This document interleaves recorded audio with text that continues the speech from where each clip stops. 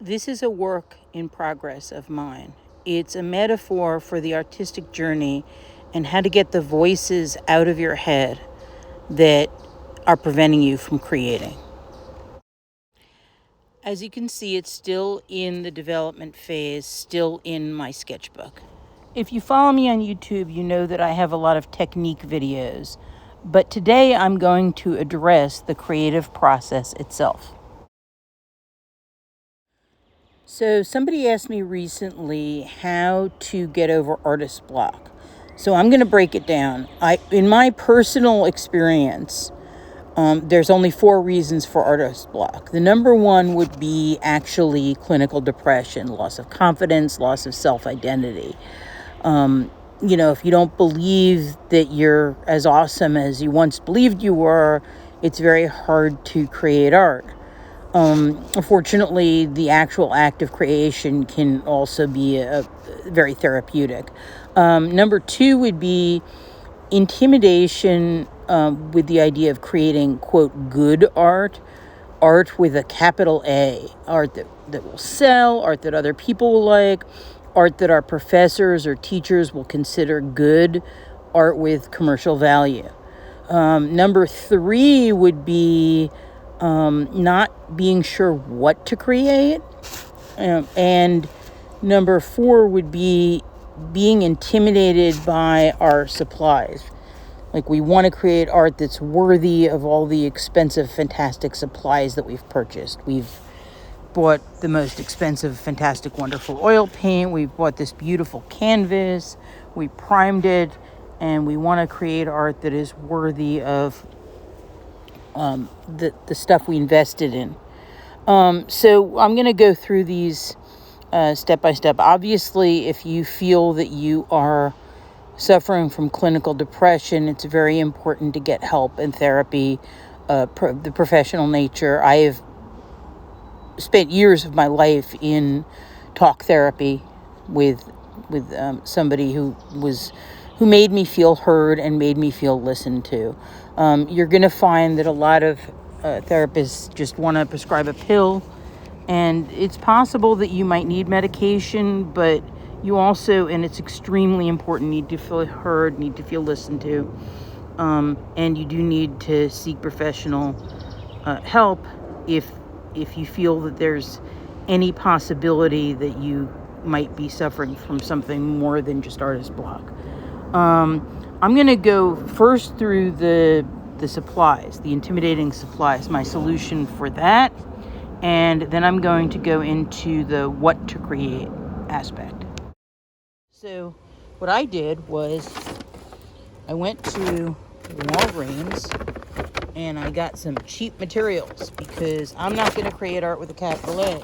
I'm going to remind myself why I started doing art in the first place, which is that it brought me joy. So I'm going to get some fairly inexpensive supplies from Walgreens, not an art supply store, and I'm going to mess around with those because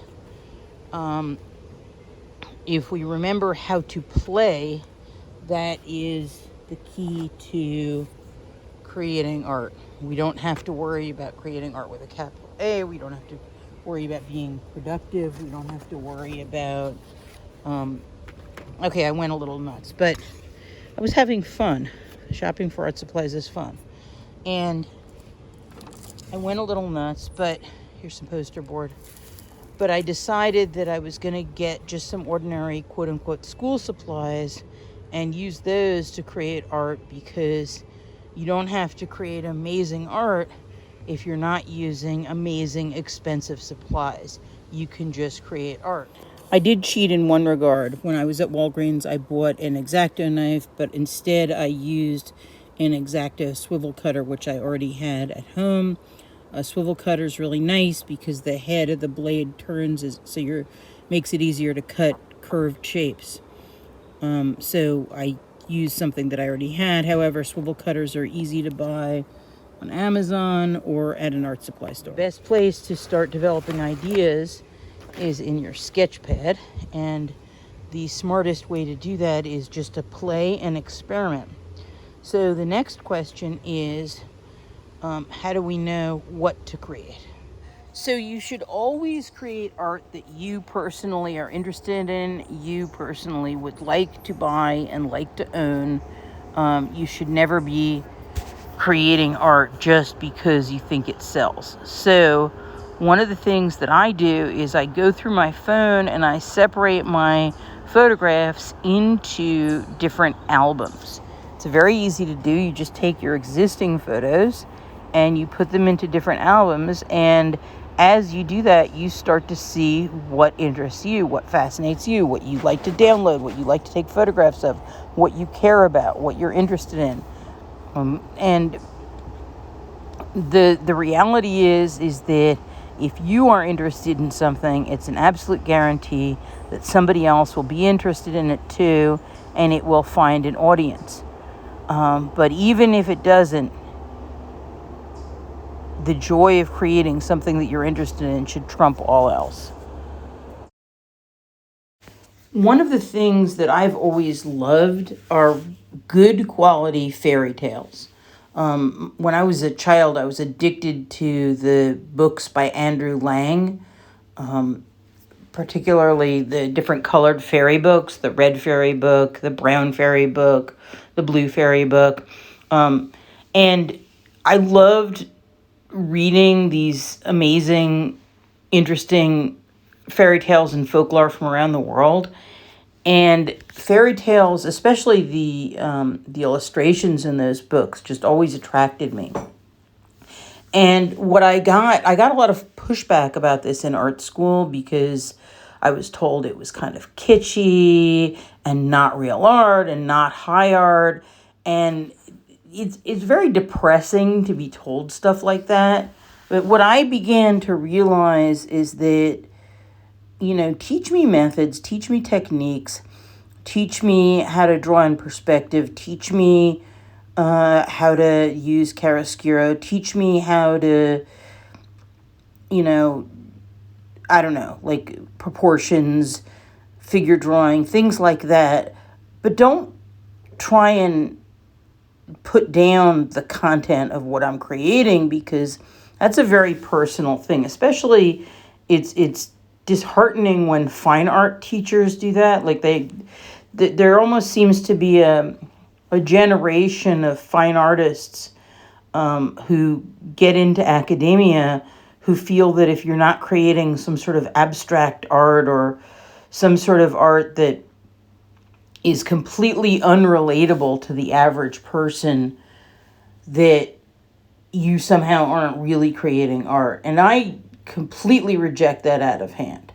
I feel like, it's absolutely vital for me personally that my art be relatable to other people, that somebody who's not necessarily trained in fine art should be able to connect with my artwork.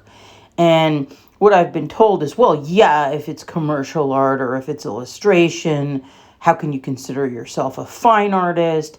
And again, I reject that because the definition is completely stultifying and paralyzing, because they're basically putting their ideas of what art is based on their personal artistic journey on me, instead of letting me have my own artistic journey and seeing where that takes me.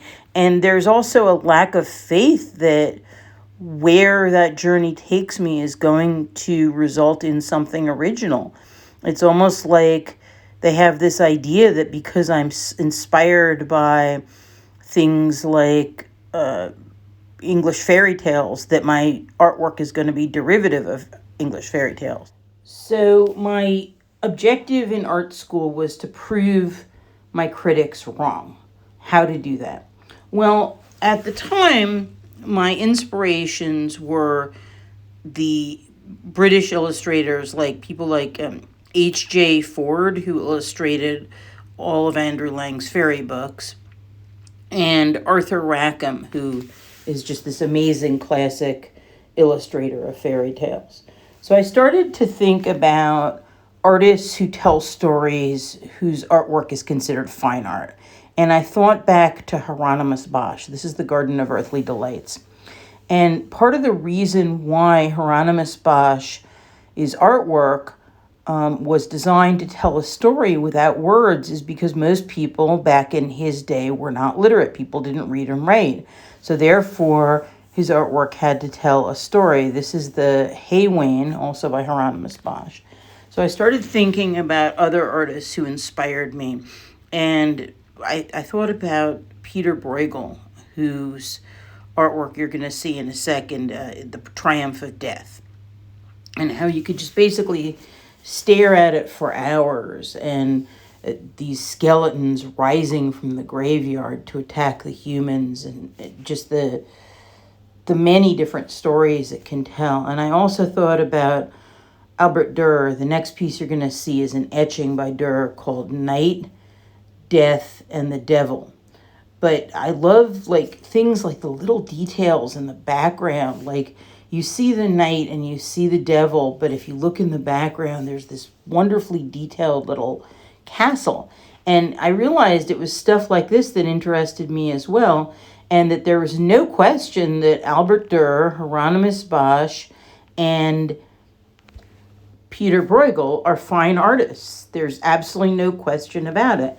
So I felt like there was history and precedence and audience for my work, and that I was completely justified in creating the artwork that I wanted to create.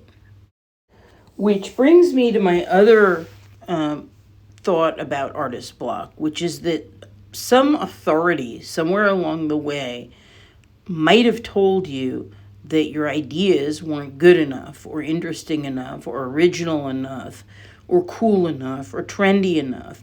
And that because of that, you stopped creating art because you thought that unless you had a good enough idea, that it wasn't worth pursuing. And I think that leads me to another maxim, which is that you have to be willing to create a lot of bad art before you stumble upon something. That you have to create a lot of bad art before you create good art. And that if you think about your bad art, you're kitsch, you're tacky, you're not original, you're derivative, you're copying, as part of your artistic creative journey, and you don't crumple it up, you don't throw it away, you don't feel embarrassed or ashamed of it, but you just keep persevering, that eventually, as John Cage, it is those people who do all of the work all of the time who eventually catch on to things. And your artwork is not going to be for everybody, but if you like your artwork and it's artwork that is about something you're interested in, it will find an audience, because guaranteed you are not the only person interested in that thing. So if you want to do fantasy artwork, or you want to draw cars, or whatever your interests are, your art will find an audience if you keep persevering.